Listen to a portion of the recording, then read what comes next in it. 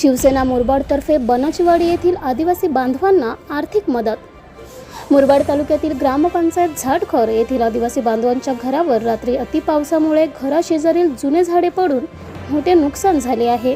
ऐन गणपतीच्या सणामध्ये टोकावडे परिसरात मोठ्या प्रमाणात पाऊस होत असून झाडघर ग्रामपंचायतमध्ये बनचवाडी येथील श्री काळूराम कान्हू मेंगाळ यांच्या घरावर रात्री जुन्या काळातील मोठे झाड पडल्याने घराचे व घरातील साहित्याचे मोठ्या प्रमाणात नुकसान झाले आहे।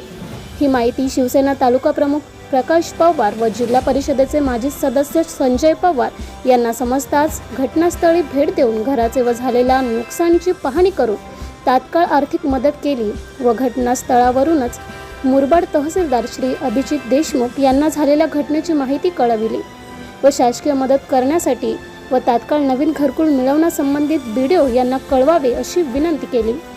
या प्रसंगी ग्रामपंचायत टोकावड्याचे माजी सरपंच बंधू पवार, खापरीचे उपसरपंच सुरेश भांगरत, माळचे उपसरपंच किसन शीत, संभाजी गोडांबे, पत्रकार दीपक चिडा, भास्कर मेंगाळ, विष्णू मेंगाळ, धर्मा मेंगाळ, बालू भला, हरी मेंगाळ, दौलत मेंगाळ उपस्थित होते।